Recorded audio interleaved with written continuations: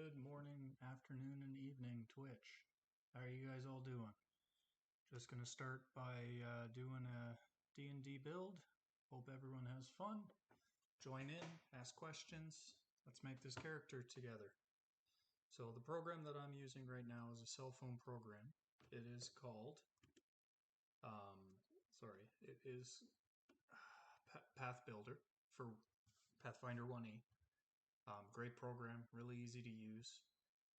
Another thing that I've also done is I've created some dice systems in my streams so I can roll them on and get everything rolling and get everyone going.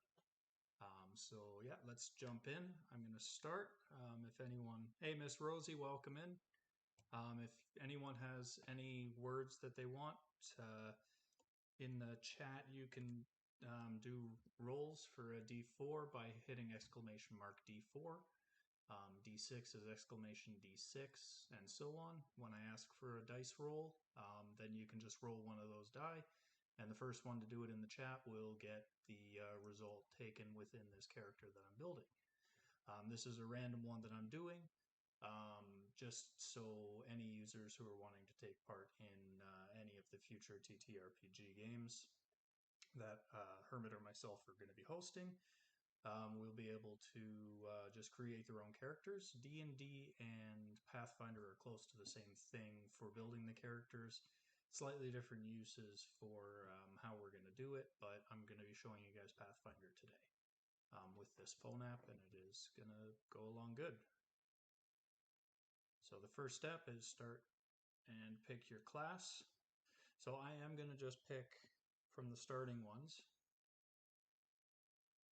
So there's 11, so if anyone in chat can roll a d12, or I could also roll a d12 myself if I do this. My d12 was a 5, let's see what you guys roll.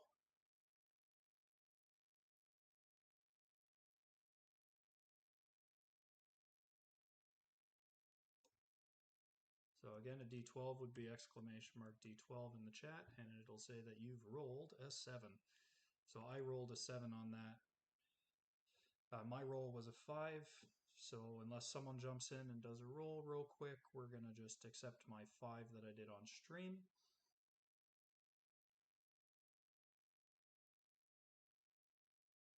Oh, thank you, Jeff. You got a 9, which is Rogue. So we're going to be building a Rogue today. So we select, and then basically we come in. If anyone has an idea for a name, pick it. Otherwise, I am just going to make a random name after we pick the race of the character.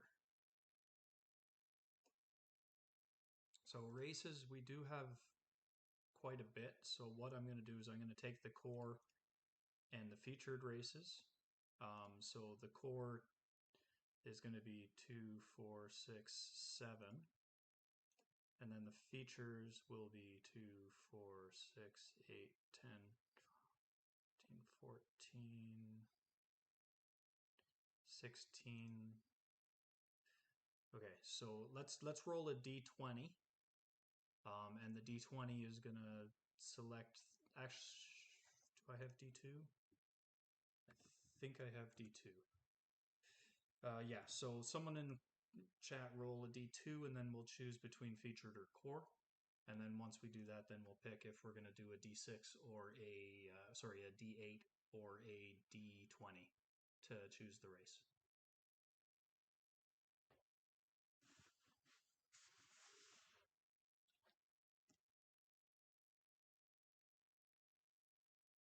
And then after we get the rolls, if I don't get any d2, we got a 1, so it's going to be a base core race. So if anyone can roll a d8, then we'll pick. If we get an 8, that's going to be a reroll situation.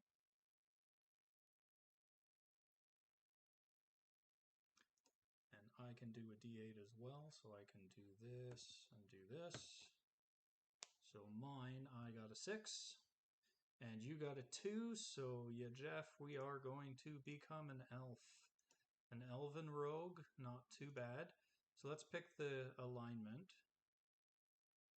Let's roll a d10. A 10 is going to be fail and re-roll. A D, anything else is going to be whatever it is. That way we can just play. So basically, to give a quick understanding, the race, it will give you different bonuses and drawbacks. So an elf in this case, we get +2 to dexterity, +2 to intelligence, but -2 to constitution, which means you're quicker, you're smarter, but you're more squishy. In this circumstance, that's a really good option to gain on a rogue character. The different classes will also depend on what you're going to be doing. So that is that basics. D8, you got a 2. So a D2, we are a lawful neutral rogue. So you're going to be kind of a Robin Hood type thing. That would be a little more lawful chaotic.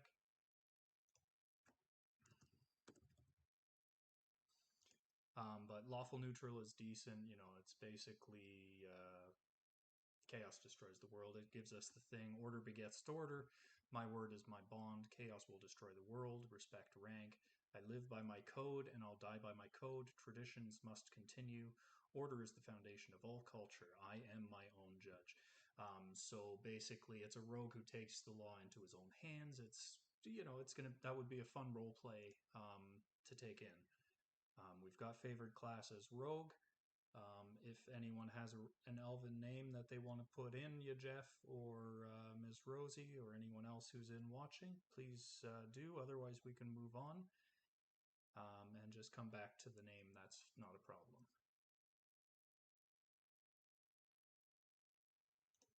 So we can also go in, the elven racial traits. This is another big thing. So by default, the elves get elven magic, ability bonus, keen senses, medium, which means they're a medium creature, low light vision, elven immunities, weapon familiarity, and languages, as well as normal speed. You can come in and create alternate racial traits, which give you a whole bunch of different things. Each one of these will replace the back end and the main thing. For instance, if I picked Lore Master, it replaces your elven magic and your keen senses with the fact that some elves are steeped in lore, older than most civilizations. They gain a +2 racial bonus on knowledge history, knowledge local, and spellcraft checks. This racial trait replaces elven magic and keen senses. So you would lose your elven magic, which you get a +2 racial bonus on caster level checks made to overcome spell resistance. In addition, elves receive a +2 racial bonus on spellcraft skill checks made to identify the properties of magic items.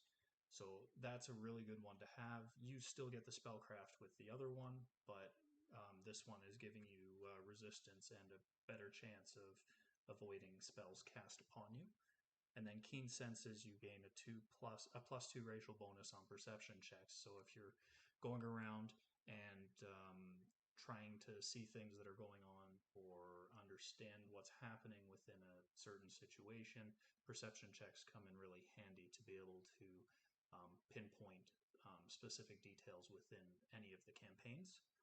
We are just going to go with the basics right now. We're not going to go into the crazy stuff. The way that this works now is your maximum level is 20. I have it set as an adult as the age. No XP will be set. That's fine. That means we're starting at level 1. Set hit points. What I do in this is I always do 3 or 4 clicks on roll all hit points. Just I don't even look at what's on there. It's 1, 2, 3, 4. And then the first one always will be top roll. That's the way that the base core book reads. The first one is always max of your D. In this case, Rogue is a D8 for the hit dice. And then this sets your hit points for all the way to level 20 automatically. You don't have to worry about that anymore through this program. Now, we are going to do some stat building on this character. So to do that, I'm going to do 6 rolls, 4D 6s, and then you drop the lowest one from everything. So I have this all set up. I can hit this button here and it will roll them across my screen. And this gives me a 4, a 6, a 4, and a 1, so that is a 14. And then roll another set. And that one gives me a 4, a 4, a 3, and a 1. Drop the 1, and that is 11. And then we do it again. We get a 6, a 4, and a 2. That's a 12. These are all mediocre rolls right now. This one here, sorry I can't see that. That is a 5, a 4, a 3, and a 1. So that would be 9, 12. Again, these are all very mediocre rolls. And the way that I always do my rolls is once you're done all 6, if you don't like the stats that you end up with, you can do a whole re-roll again. You can't go back and just nitpick and say, oh, I like that 14, but I didn't like all the others. So you pick and choose. No, you have to take what you have. This one is 11. And then we go one more, gives us the 6 rolls, and this is a 5, a 6, a 6, and a 1, which gives us 17, which is the second highest roll that you can get. Three sixes is the highest you can get, 18 on any one stat. So overall, this isn't too bad of a roll for a rogue. I'm just going to live with this unless you guys say differently. If you guys want to see something different and you want me to re-roll this whole set, I will. Otherwise, I will go in and start setting these, and I can go back and change it if you guys change your mind on this. So because it's a rogue, you want high dexterity, so I'm going to throw that 17 that I rolled into dex. Rogues are a very nimble, fast-moving character, more finesse than power. Strength isn't a really strong point of rogues for most part. The only time that would come in handy is if you're doing some certain, certain tasks that you have to move heavy things. But normally what I'll do is I'll go in and my next one, which is a 14, that would become charisma because rogues are supposed to be very charismatic people. They have to be able to go in and bluff and be very diplomatic with people so they don't get caught and thrown in jail. That's the way that I normally play my rogues. And then normally with the 212s, I would probably go into intelligence and constitution, just because constitution's great. It gives you a little bit of extra hit points, but because I'm an elf, I'm already losing my constitution. I didn't want to be at the negative. So dumping the 12 in there brings me back to a 10, which is a +0 as you see on the screen there. Intelligence, they give you the +2. That gives you things like lore checks and that type of stuff, the things that you need to think for and you need to be quick on your feet. I do have characters and rogues that I play int as one of my dump stats. Just basic level 10, don't go lower than that, and no bonus, no plus. It doesn't have to do some of their stuff. That's fine. And then the other 2 that I rolled were both 11s, so now we're going to set both strength and wisdom to 11. And that gives us our basic stats. Then you come down to your ability increase. So at level 4, 8, 12, and 16 within Pathfinders, also Dungeons & Dragons 3.5e, you get to pick on each of those 4 levels which is going to go up. The way that I'm going to build this character, unless you guys differ in your opinion, is I am going to go dexterity, then twice into charisma, then twice into dexterity. Just to bring the charisma up a little bit later in the game, but also get me up to that 19,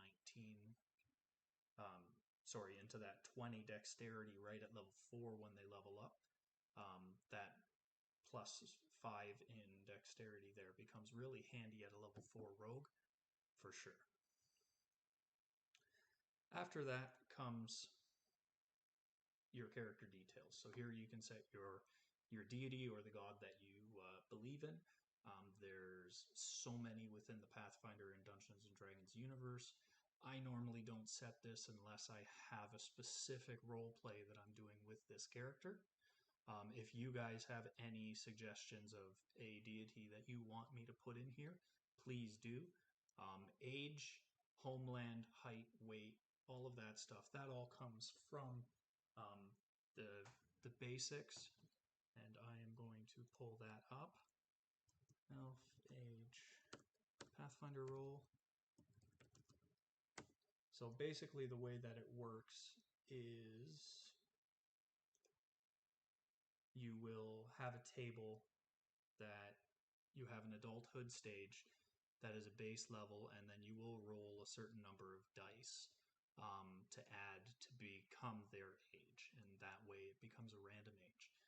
For Elf, on Pathfinder 1E, the base age is 110, and then if you're a barbarian, rogue, or sorcerer, you will roll 4d6. So if anyone wants to do an exclamation mark 4d6, or no, yeah, no, I don't have a 4d6 built in. So I can do that again and roll another 4d6. This time, though, I'm not going to drop the last one. So that will be 10, 15, 16. So this character will be 116 years old.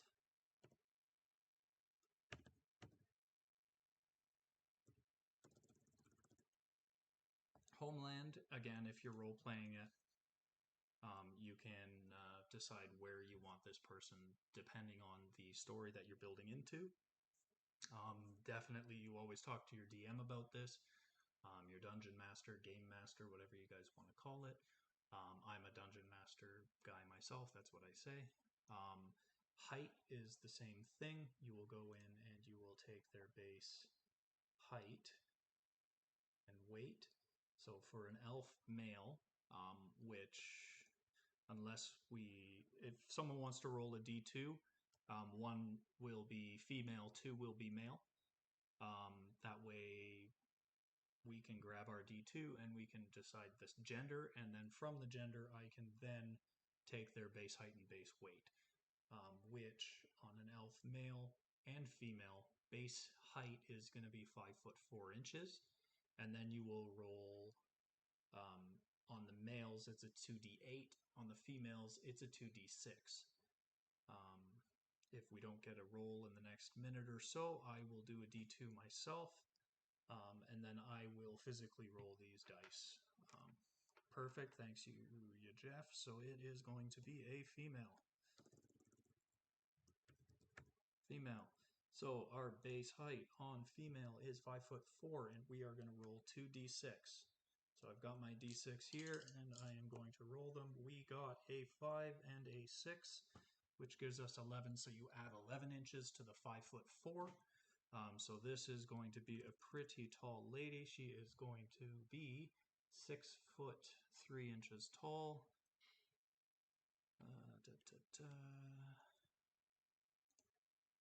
6 foot 3 inches tall. And then weight takes the same roll that you did, and you would times it by 3. So I add 33 pounds to the base of 90, which gives us 123 pounds. Hair, if we have any suggestions on what color hair we would like her to have and what color eyes we would like her to have, please do say so, and we will get that all set up. Otherwise, I will just go brunette with blue eyes.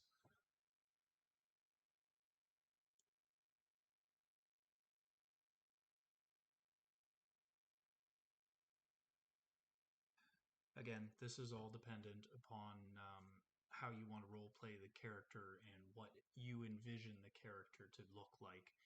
This is all, go right ahead, okay. Brunette, blue eyes, perfect.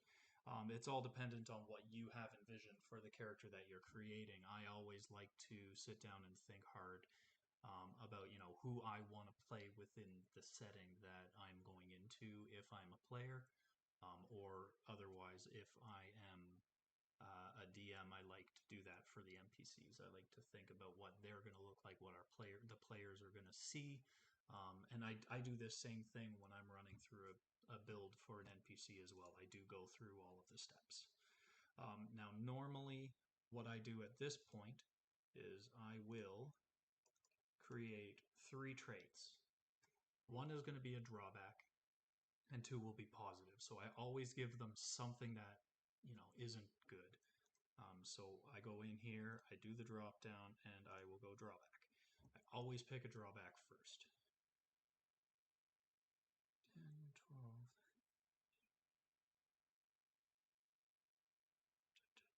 So I'm going to go and not do anything like foul brands or anything like that. So if we can roll a d20, I'll take a look and see what the d20 comes out as. And pick, actually I'm going to do a 2d20 because I do have that built in here. So I can go like this and roll 2d20. And I got, a nat 1 and a 5. So that's 6. So we will pick the 6th on the list. 2, 4, 6. Condescending. Raised with the assurance that only those like you are truly worthy of respect, you have an outputting way of demonstrating that you look down on those not of your race and ethnicity or nationality. You take a -5 penalty on diplomacy and immediate checks to improve other creatures' attitudes towards you. So this does make sense for a very good role play. If you want to basically make you like a noble fallen to rogue status type of thing, this would be really good for that. Or if you're going to be playing a very xenophobic character who you don't like the other races because they're beneath you, this becomes a really good drawback. Drawbacks are never good, but it's a really good role-playing experience and ability, and that's a great one to get. And then with traits, I will normally go with one race and then also a social, commonly. There's probably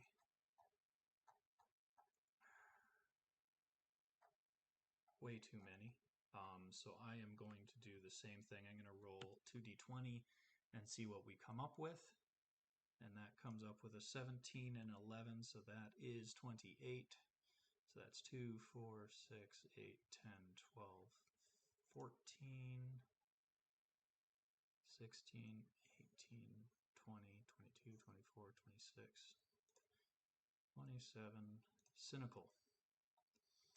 You have seen many heroes in your time, but you see only their capacity for failure and the ways they fall short of being truly good. This practice in looking past facades has proven a useful skill. You gain a +1 trait bonus on saving throws against illusions and charm effects. So that's really cool because it gives you another layer to build your background of your character on. So he's a very cynical person who's also slightly xenophobic. Or she, sorry, this is a female character. So that was social, and then I will go into race. And this gives me the race ones as well. So I'm going to do the same thing, do another 2d20. That's a 19 and a 20. Even on a disadvantage roll, that is perfect. A nat 20 and a 19, so you'd be going with the 19 on a disadvantage. That's why I have this 2d20 set in there. So that would be 39. So that's 2, 4, 6, 8, 10, 12, 14. We're going to skip those. 14, 20, 22, 24, 26, 28, 29. Planetary Traveler. You take every opportunity to learn about visit far off planets. You gain a +1 trait bonus on knowledge geography, knowledge local, and knowledge nature checks regarding other planets. So if you're playing on a campaign that there is no space travel, this would be a no.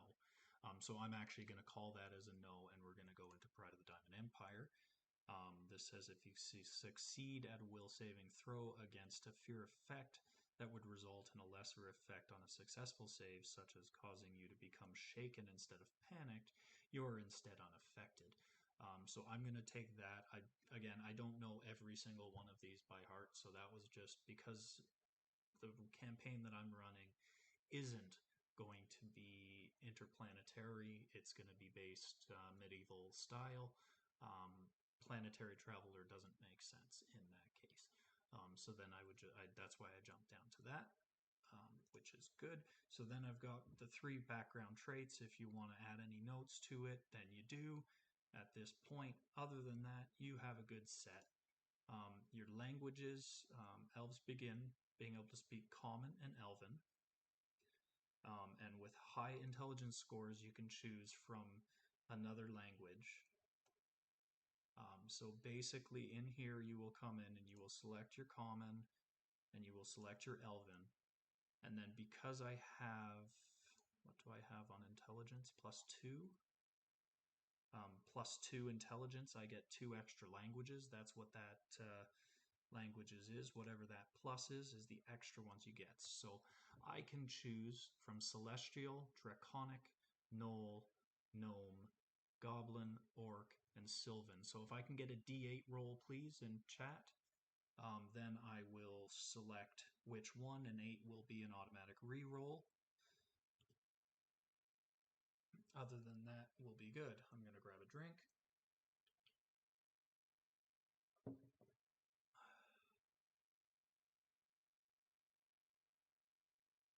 Let's see, let's go Control 8.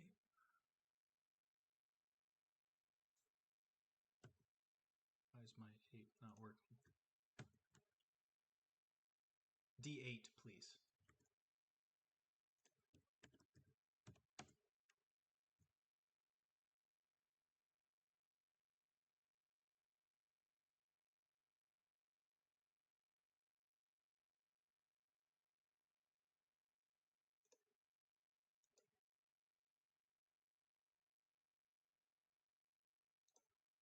Six. Okay, so that means we are going to go 1, 2, 3, 4, 5, 6. We know Orcish. So this character is going to know Orcish, Elven, and Common. One more D8 as well, actually, sorry, because I do get 2. So if you get a 6 or an 8, it's going to be a reroll. Or actually, I could just take the 5 as well.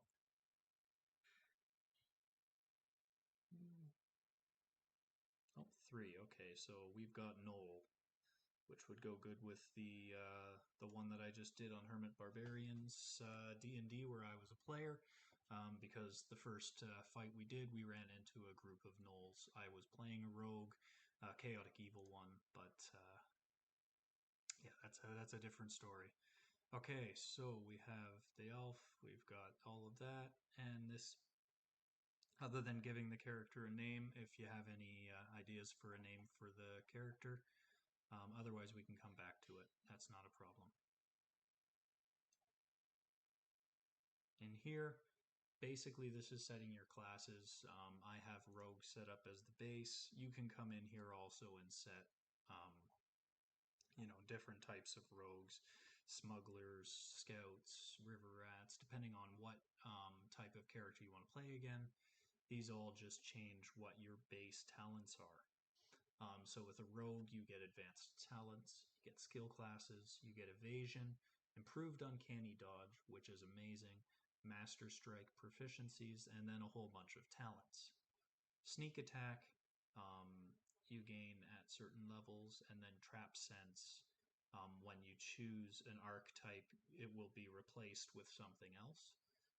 And then you get basic uncanny dodge as well. I'm going to leave it as just a standard rogue. And then you come into your next one, which this gives you what all of your stuff is within the main character. So rogue level 1, you've got your trap finding, your sneak attack. So if you are concealed and approach unseen to a monster or from range, you can add in an extra 1d6 to whatever your damage roll is, as long as you remain unseen. So it's an excellent way to stack up damage real quick, especially when you get up in above level 5, because at level 5 it's 3d6, so there's a possibility of adding 18 extra damage on every single time that you do a sneak attack. Excellent way to power in some extra hits. Because this is a level 1 character, we're not going to go into the talents, but I will show you. Basically, the talents that they get are rolled up to different things that you can get. So basically, like Armor Piercer, if that's one of the talents that you're going to pick, a rogue with this talent can cause her sneak attack to pierce through natural armor. When she hits with an attack that deals sneak attack damage, she can forego one or more of her sneak attack dice to reduce the target's natural armor bonus by that amount. So if they have a natural armor plus 3 and you roll your sneak attack as a 3, you can reduce their natural armor by 3.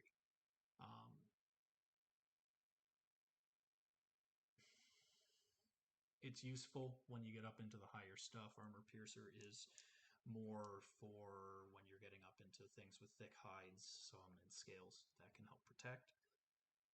But things like Bleeding Attack, a rogue with this ability can cause living opponents to bleed by hitting them with a sneak attack.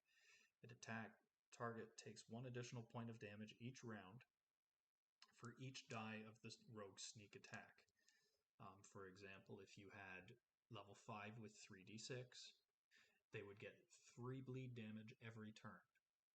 Bleeding creatures take that amount of damage every round at the start of each of their turns. The bleeding can be stopped by a DC 15 heal check. So what a DC 15 heal check is they would have to do a heal check, roll a d20, and the d20 plus whatever their heal modifier is would become, if it's above a 15 or above, it would heal itself and it would take no damage anymore after that. If it fails, it takes the damage and it has to roll again next time. So really good way to, again, pile in damage. The bleeding damage from this ability does not stack on itself. Bleeding damage bypassed by damage reduction bypasses any damage reduction the creature might possess. So the bonus of this is even if they have, say, a -4 damage, so any damage that's coming in that's physical, they have a -4 on it. So say you hit them for 12, they would reduce that by 4. The bleed damage would still hit them for whatever the bleed damage is, no matter what. So it's a great way to sap away at creatures any point in the game. So that's what that would be on your rogue talent. The next section is your feats section. This is where you set what your character is good at. So right away, armor proficiency light, weapon proficiency simple. Those are the 2 things that you get because you are a rogue. But you get to add an extra 1. So you could pick agile maneuvers. So we are going to go for the starred one. So if I can get a d20, and then I'll go through, I'm going to just pick combat feats with stars. If there aren't 20 within here, then I'll roll into the general feats. But once I get that d20 roll, then we'll be able to take a look. Failing that, I can go Control 2. Why is my...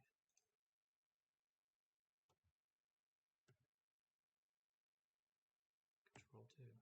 Yeah, my dice aren't working.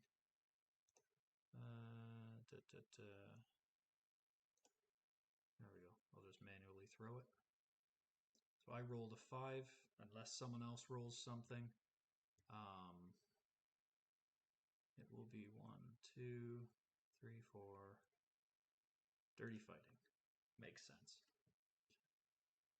So if we get a d20 other than the 5 here, then we'll go with that. Otherwise, we will stick with the dirty fighting.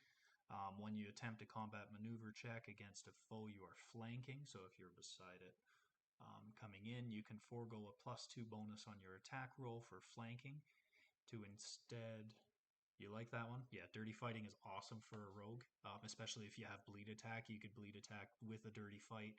It, yeah, it comes real real handy.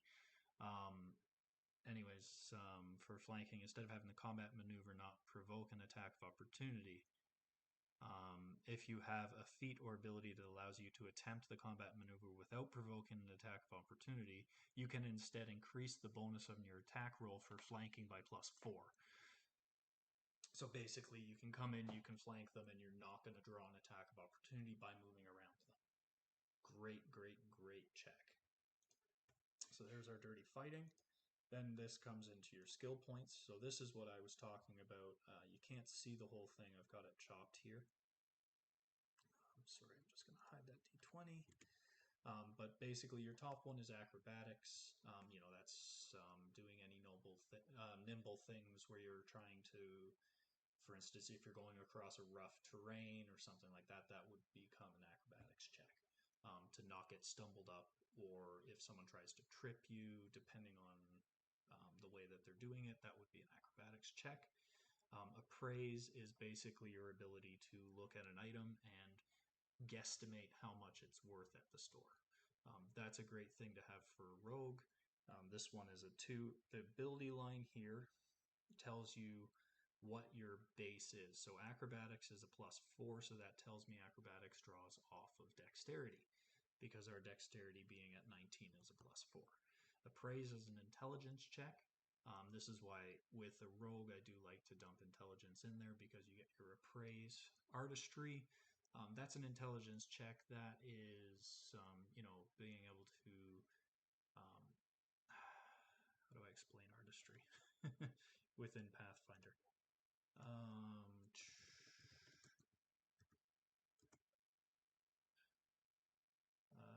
Okay, so most times, most don't actually have artistry. I don't believe on the chart. This one does.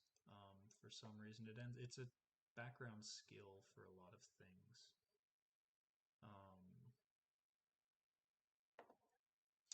Anyways, let's move on. And then there's Bluff. That's your ability to, lie and get out of trouble. I normally will always on a rogue put that in. Climb, that's your ability, to climb up a wall without getting hurt or falling. That is a strength check. Normally, if I'm doing a strength dump, I will not put anything into climb. Craft, depending on what you're doing, you can put something in here, and this program uses ABC. But basically, that would be your ability to craft weapons or armor or leather or items or rings and stuff like that, jewelry and stuff within the game that you'll be able to craft. And the stronger this gets, the better the items that you'll be able to make. So normally I don't go too much into that. Diplomacy, that's your ability to smooth talk with the nobles and stuff, and get people to believe your point of view. Be a politician, basically. That's always a good one to have in there. Disable device, must have for every single rogue. This is your ability to pick locks, disable traps, and stuff like that. Athletics allows you to avoid the trap. So if you do not get the trap disabled, you can then do an athletic check to try to get out of the way. Bonus all the time. Disguise, this is your ability to change your look. So, for instance, if you're playing a rogue that does go in and steal things, you can use a disguise check to trick the guards into thinking you're someone you're not. Really great way to add character to any of the evil rogue style characters. Escape artist is your ability to get out of handcuffs, get out of sticky situations. Another great one for that type of thing. Fly. I don't normally use fly too much, especially on characters that don't have wings. I know basically it says you're allowed to, but I don't normally go with that. Handle animal is your ability to, control an animal companion or a horse or something like that. The more animal handling you have, the better it will be to be able to control the animal to do what you want it to. heal. That's your ability to, do the heal checks, and that's what I was talking about. So if I had to do a DC 15 heal check and I just rolled a 15, which is hilarious. I get to add 0 to that unless I put bonus in here. Then I would add 1, then making that a 16. But because it's not a class skill with a rogue, that's not so much of a problem for me. The stars beside these tell you that it's a class skill. Intimidate, that's your ability to stare someone down and scare the bejeebies out of them. The way that Kermit, she's one of my players. She is a little gripply, Kermit the Frog, and she is 2.5 feet tall, which is hilarious, and she has the highest intimidation of the whole party. And I think she stared down like a troll and scared it off or something. It might have been an ogre, something crazy, and she actually intimidated this little tiny frog, a big blow of the neck, and intimidate down. It was either an ogre or a troll. Either way, a giant creature, 6 to 8 feet tall. It was actually quite a funny role play there.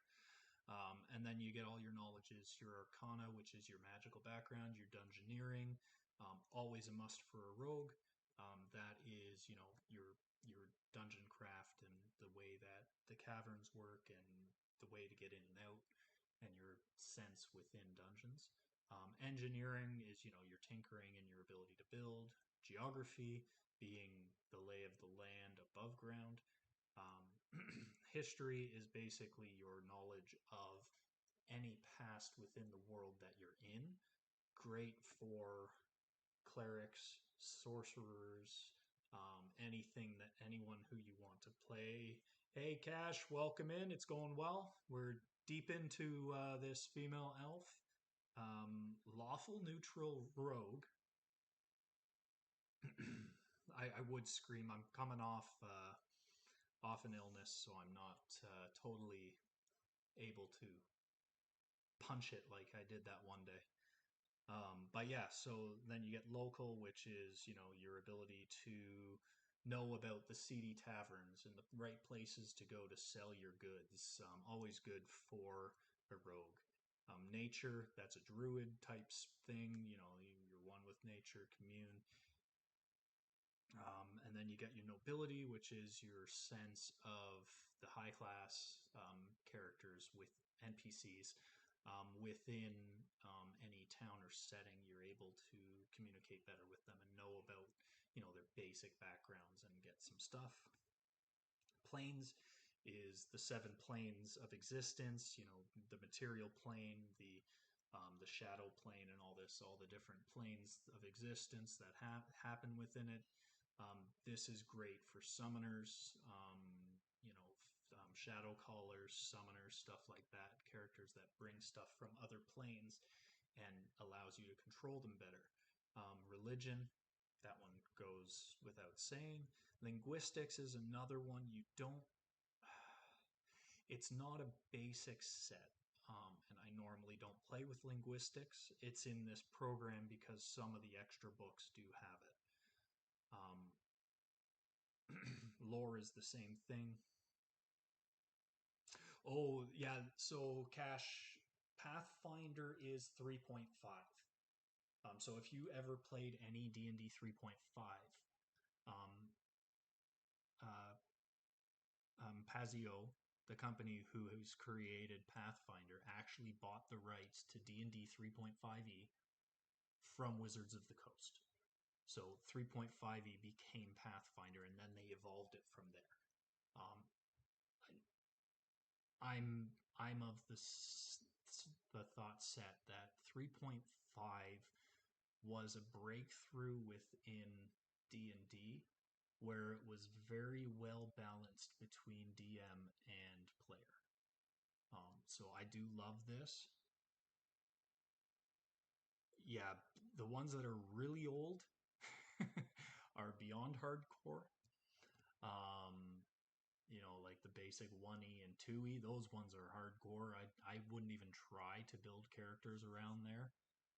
Like the original, I found it confusing the way to build it, but it's actually not too bad once you get used to it. But 3.5, that's where the original Baldur's Gate, Neverwinter Nights, those types of games. They all drew off of 3.5. So those lovely immersive RPG games from the 90s, they all draw from this. 5e is great. It's easy to set up. It leans towards the players more so than the DM. It makes the DM's job really hard compared to some of the older ones. Um, but yeah, linguistics and lore, those are ones that aren't a common standard. I don't use them. Perception, always for a rogue. That's your ability to see and understand stuff. This is a wisdom draw. So higher wisdom makes your perception better. You can perceive, hidden foes or special little nuances within the tavern, being able to point out that there is actually a hidden panel behind that counter type of thing. That's where perception comes in. And then perform, those ones are more geared towards bard type characters. However, you can have any type of perform stat being a non bard. So you could have perform A be dancing. And you could actually use dancing as a performance to distract the guards so someone else can go sneak around and steal something. Yeah, yeah, no problem. I can turn my mic up. There we go. I hope that's better. Profession, these are another one I don't commonly use, but that allows you to pick things like herbalist or leather worker and stuff like that. Ride is your ability to control an animal that you are riding on top of. Yeah, no problem, man, no problem. Again, this is my first run on this setup. So I don't have my headphone on, as you can see. So my mic and everything is all mixed around. I also don't have a standalone mic. I'm going off of my camera. Um, so basically, ride, it's your ability to handle an animal that you have to move quicker. So within some campaigns, you may have long treks where you have to go and you'll want to ride a horse because you won't want to do an 8-day ride or an 8-day ride on foot because you will be exhausted by the end of that. And if you get ambushed anywhere between there, you are already going to start out behind. So it's always good to take a little bit of ride depending on the actions that you're going to be taking. Some DMs don't push that. I do. Sense motive, this is your ability to perceive what other people are planning on doing. So if they seem like they're shady, you can actually sense and tell that they're actually shady or they're just really nervous in social situations. So the sense motive gives you the ability to see if they're planning something evil. This is also a wisdom draw. So that's why I'm at a 0, because my wisdom was 11. I didn't punch it into that. Sleight of hand. What rogue doesn't like hiding things? This is your ability to move items from certain places into hidden places without being noticed. So if you are walking into the jewelry store and you see a diamond ring on the display counter and you just need it, that is what some of my characters end up doing. You walk in and you do a sleight of hand check. If your sleight of hand check outrolls the NPC's or player's perception check, you get to successfully steal that ring without being noticed. Great way you can actually do that to plant things on NPCs to get them in trouble. If you're a chaotic character and you want to, you know, throw a little mix in there and make people pissed off, you can take the stolen goods and put it into your friend's pack and get them in trouble by the guards instead of you. There's a lot of things sleight of hand can do. Excuse me. Sorry, I'm going to grab a drink here. I'm doing a lot more talking today than I normally do. I got to get used to this though, because I am planning on doing some campaigns. This is a different setup than I'm normally going to be doing them in though. Spellcraft, that's your ability to use magical. Is that? No, that's use magical device. Spellcraft. Sorry about this. Sorry, yeah, it's your ability to identify spells being cast against you, learn spells from a different spell book or a scroll, um, prepare spells from someone else's spell book if you're a wizard, identify the properties of any magic items using the detect magic skill. Those are all DC 15 plus the spell level. So spellcraft is really like a caster's thing for sorcerers, warlocks. In D&D, there's the warlock. It's a little different in this. We have arcanist instead. Wizards, druids, clerics, all the magical styles. Paladins can also draw upon spellcraft. Stealth, your ability to hide. I'm not going to put it in there. I've thrown all these in already. I'm actually going to take it off of appraise, because normally at the beginning of a campaign, you're not appraising too much stuff. It's normally basic common items. You're not having to understand that this is a +1 dagger or has a magical property to it that you have to be able to appraise. They're mostly just, a common dagger, a long sword, a broadsword. You might find a masterwork sword, but it doesn't really matter if you know that right away. You can also take that to certain NPCs to get appraised. They normally charge for it, but that's okay. Or an identify scroll can also do that. Survival, that's your ability to survive in the wild. That's a strength check. Swim, that's your ability to swim in water. That's also a strength check.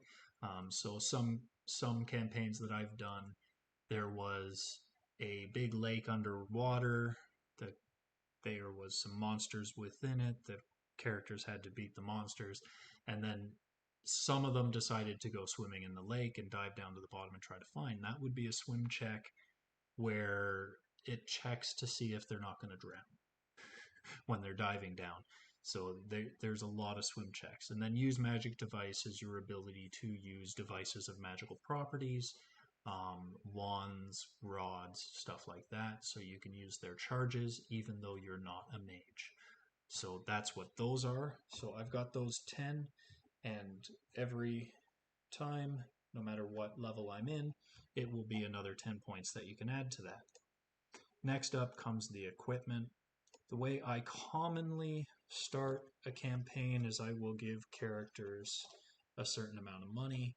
The way that Pathfinder calls your base is class starting gold.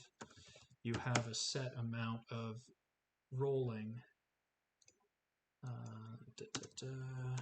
Pathfinder. So, for instance, a cleric, if you can go average or you can do a roll. This is not a dice pouch. This is actually a money pouch. So I've got gold, silver, and copper pieces within the pouch. These are pieces that I've 3D printed and painted with my spray paint. I have a dice canister that I do it in. It's a tower. Hey, Rathy, how you doing? Welcome in. I've also got this guy here. This is my dice tower that's 3D printed. So you take the die, you drop it in the top, and it comes out the bottom. And it's totally randomizes it. It's got a slope here, it's got a slope at the next style, and then a slope to come out the bottom. So it is going to be 100% random. You can't rig the roll these ways. This is how I like to do my rolls when I'm DMing, so players don't think that I'm cheating.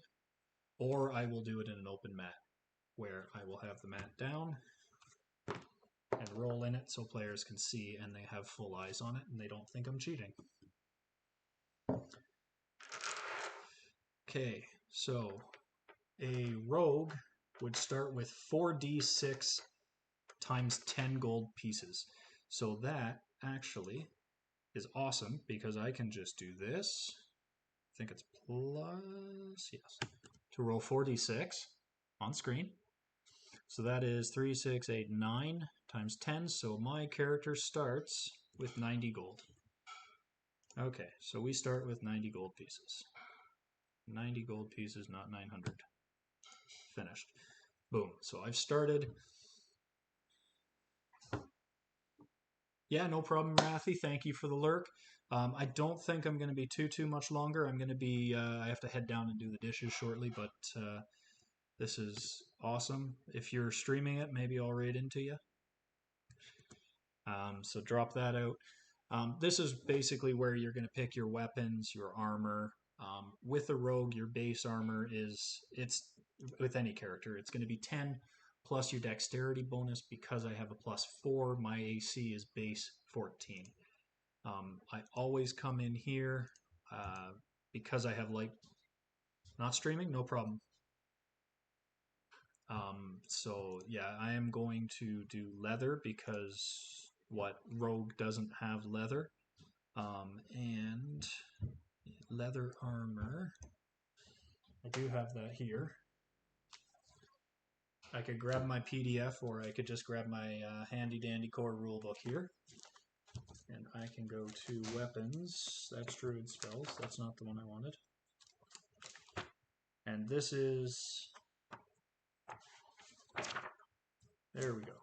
So here's weapons, where's armor? And yeah, this also, this is, instead of looking it up, I can come in here and I can say, here's how the starting characters work.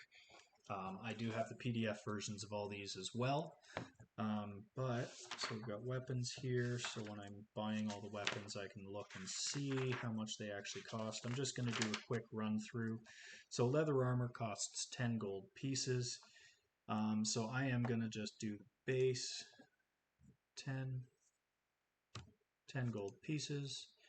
Boom, I've got the leather. It's equipped. Leather armor gives me a +2 armor class. So my base armor class now is 16. Weapons, always one-handed melee. I always will have, oh, that's light. Light melee weapons, I will always do 2 daggers, 1 offhand, 1 on hand. And daggers are, where are you? 2 gold pieces each. So each of those are going to be, and depending on feats that you choose, you can actually turn this and change the attack into a dexterity attack instead. And basically that, if you're doing a finesse rogue, that would become a dexterity attack instead of a strength attack. But I don't... Did this just freeze? No, okay. Just didn't like my clicks. Okay. I didn't set how much that cost, did I? 2 gold pieces. Okay, and then I will add a second one. Light melee, dagger. And this will be offhand, 2 gold.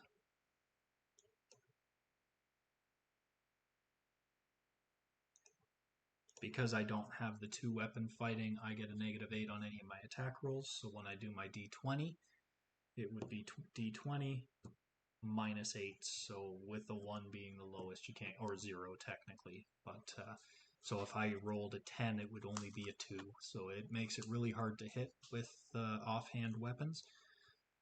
Normally then I will go into a ranged weapon, and then I normally will put a bludgeoning as well just to have it.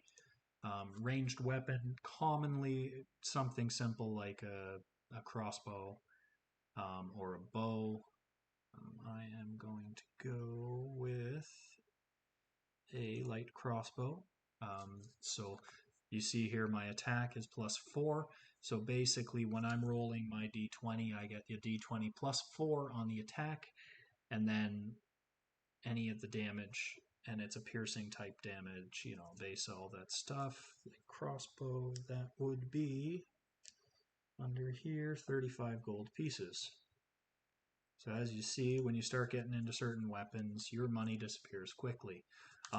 So that's good enough for weapons now. I've got 2 daggers, so I've got a little bit of melee. I've got light crossbow, I've got the leather armor, and then you come in and you can add your basic items.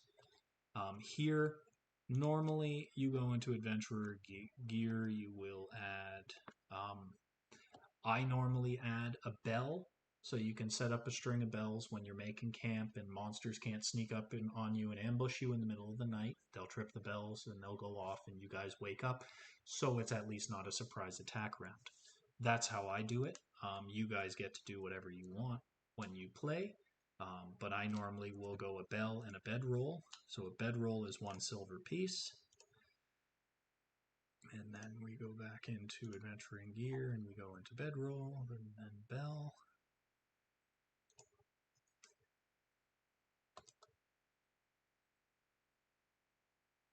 Perfect. No, thank you. Thank you for coming out. I'm glad I gave you some ideas. That was the point of this. But yeah, it gives us a lot of base that we can run off of.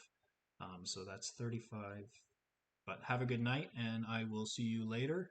And hopefully everyone's learning from this, and we can move through pretty quickly. So 35 plus 4 is 39, plus 10 for the leather is 49, plus 1 for the bell is 50, plus a silver, so that's 50 and 1 silver.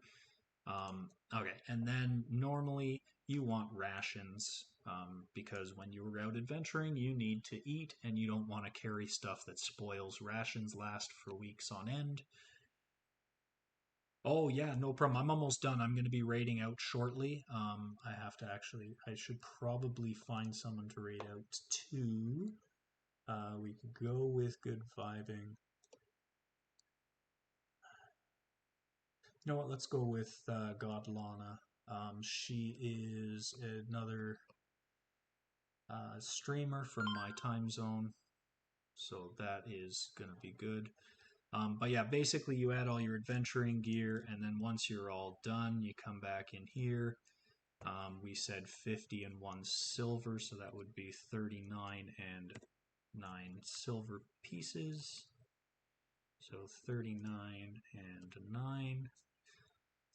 So 10 copper equals 1 silver, 10 silver equals 1 gold, 10 gold equals 1 platinum. Baseline D&D has added Electurium or whatever the heck it's called. That is a garbage, totally garbage. It's worth like half a gold or something like that. Why? Why do you need half gold pieces? I don't know.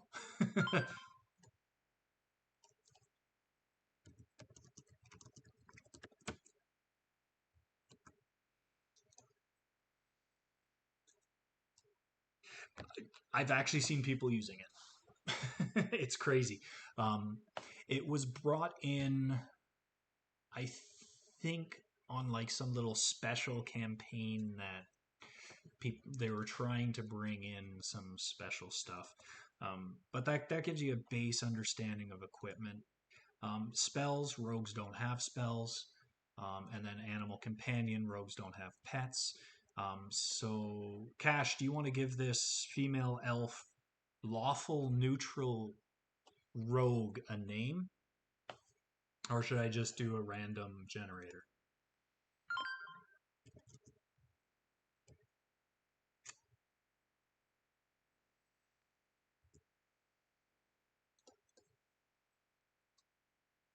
Cassie. Perfect. Does Cassie have a last name? Is it Oscar? Sorry, that's my baloney. Okay, we can just go with Cassie. That's fine. I've got no issue with that. I know there's lag, but I do have to get going soon. So, and then basically, you guys get to see this. We can go into summary PDF and then export to character PDF. Level 1, Cassie, include the feat descriptions. And basically you can add all the notes in as well. This will then take your thing and dump it into a PDF, which I will now, watch this, on stream, make it more visible.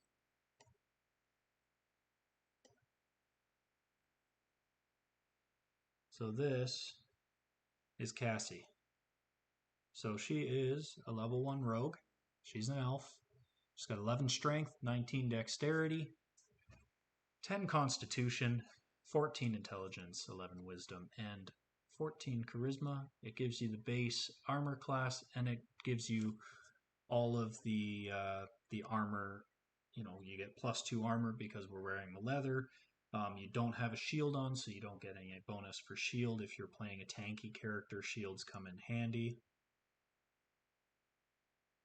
Yeah, no problem, man, no problem. Dexterity bonus, size bonus, natural armor. So if you have, say, for instance, natural armor because you're a monsterish type character with a thick hide, some of them do gain a +1 armor bonus. It gives us our base hit points, which is the D8 plus my 1. Gives us 9 to start. Initiative being 4 because of our dexterity, so whatever you do on your initiative rolls, you will add this initiative bonus. There are features that allow you to get better initiative. Your dexterity is a big push on that, and there are also items that can help you. So this does help out when you're going up against creatures that have huge initiative bonuses. Your touch AC is if someone's right up touching you and they're going to cast a spell on you, so they touch you when they're doing it, that is touch AC if they're able to physically touch you with their hands. Not in an attack, but if they're doing a lay of hand type thing, that's what your touch AC. Flat-footed is you've been knocked off balance. So you have been knocked flat-footed, so you're not ready anymore for an attack. That can happen if you are scared, if you are unhinged, things like that. If you get knocked, a knockback will sometimes put you to flat foot. A trip will put you to flat foot. You will lose your dexterity AC bonus on that case. Your fortitude, your reflex, and your will, these are your saving throws. If the DM ever asks you to do a saving throw for fortitude, as in someone's trying to trip you, for instance, you will do a fortitude or a reflex, depending on what they want. Reflex would be to avoid it, and fortitude would be to withstand it. And then a will save is mind affecting spells and stuff like that. Your BAB is your base attack bonus. This is your bonus that goes on top of any attack that you're doing. Spell resistance and energy resistance, if you have feats or background traits that give you this, they go in here. Your CMB and CMD are basically going to be your BAB, your strength, your size modifier. This is your defense and everything. Then this here will give you your dagger is a +0, your offhand dagger is a -8, and your light crossbow, because you're proficient with it, gets a +4. And then this gives you your movement. On a map, a basic map is 5-foot squares. So you get 30 feet or 6 squares for your base speed. And because I'm wearing armor, it gives you an armor speed as well. There can also be burrowing, flying, swimming, and climbing. Depending on your character, some of these can be different. Then all of your checks, there are tons of skills, as you can see. Acrobatics, appraise, artistry, these are all your bases when the DM asks you to do a roll on these, or if you are instigating something, for example, a disguise check, you're trying to change your look before you go out into the street after stealing something and being noticed by someone, a disguise check. Then you roll your d20. I got an 8. And then I add my disguise, which is a +2. So that would have been a 10. And then, so that's kind of a sloppy disguise. People would still notice you if they've seen you before. They would probably be able to roll through that without a problem. Anyways, and then going down, we went through all those. The languages that you know, Common, Elven, and Null, and Orc, that's what we rolled through. And then this gives you all of the basics of everything. These are your proficiencies that we rolled.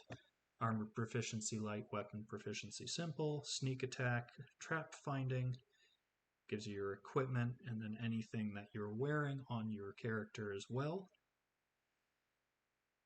And then this gives you your light load. So if you're carrying less than 38 pounds, you're fine. You got no issues. A medium load means you can walk without being encumbered or slowing down.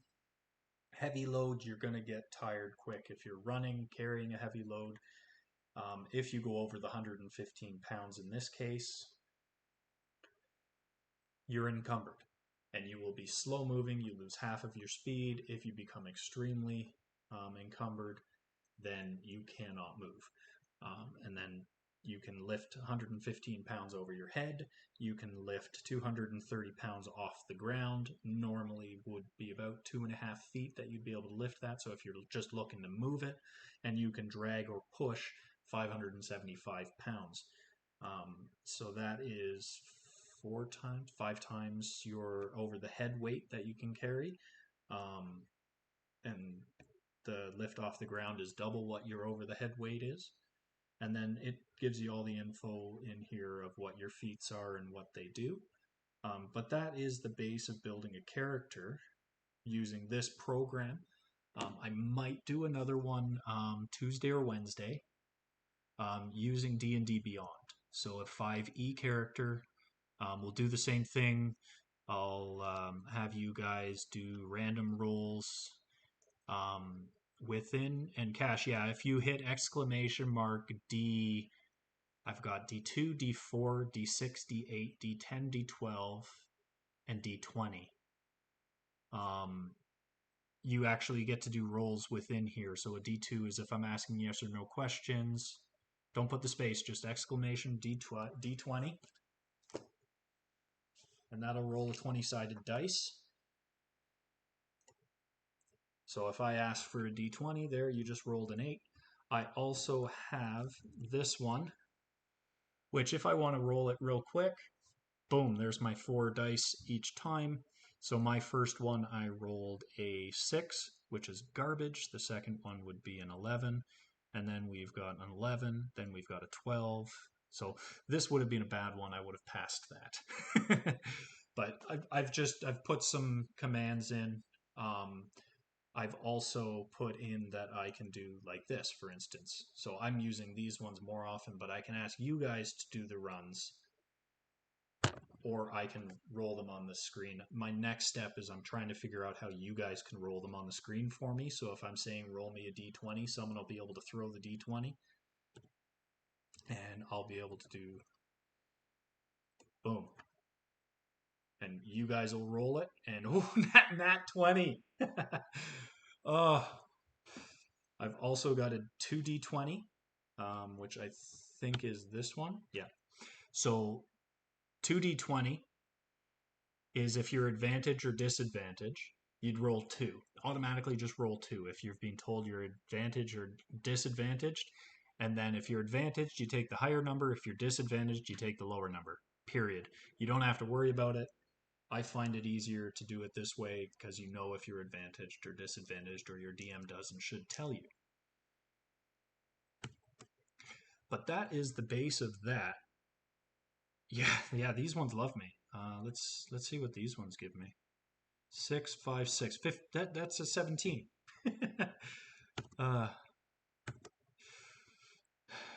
But yeah, no, this was a lot of fun. I'm definitely gonna do more of these for the people who want to learn how to build.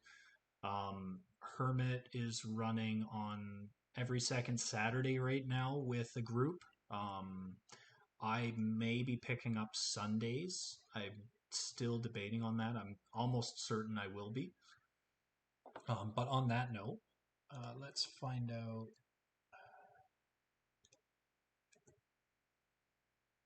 who. Oh, I was gonna. She's gone now. You know what? Let's go Percival. Percival is a new person to the DJ group. Yeah, for sure. If you are available, it's probably going to be running around the same time, 11 to 1 Eastern time, so 4 to 6 GMT. Depending, I have to see what the best time for me is going to be to do that. But they're going to be 2 hour sessions again. I'm debating next. It's going to be every second weekend. It's going to be on the same weekends that Hermit's doing hers, though. So I am aiming it towards new players. So you're welcome to join. I'm looking for 5 players. So actually, this is what it's going to look like right here. So basically, 5 players in Discord are going to be here. If you don't want your face from Discord, you send me an icon and I'll put it here, and we'll do that. And then the map. This is where I'm going to be putting all of our players, and you've got our out of character chat here, so we'll be able to have lots of fun and get this done nicely. This is based off of Hermit's layout that she did. Actually, it's the one I did that she then took and changed. But yeah, and then player names are gonna all go in here and everything. The one I'm running is going to be Pathfinder. It is a level 1 to level 3 adventure path. It's just a really quick, short one. Should probably take about 3 to 4 sessions. I'm aiming it that way so new players, can learn to build their character, hopefully have something ready. I'm giving as much notice as I can, and then have the character ready for when we get there, and then the story will unfold, and you guys will be rolling to see what everyone knows about each other. So it's going to be pretty fun. I've got a lot of stuff planned out on it. So right now, Hermit's running 5E. I'm running and hers is a totally custom made one. But yeah, let's head over to FaceTime here. So now it's just me. But yeah, we got lots to do. I am going to raid in here now because I do have a lot of stuff to do. Say hi. This lovely guy is playing Tom Clancy's The Division 2. He is doing our Saturday runs. So here we go. So if you are a subscribed person, you could do my raid emote. Otherwise, just type in Bali raid however you want. Thank you all for coming out, and let's go raid now. It's 2 viewers, D&D, Pathfinder, yeah, I can see that, but thank you all for coming out, hanging around. I had lots of fun. Throat is parched, ready to do some chores. Here we go.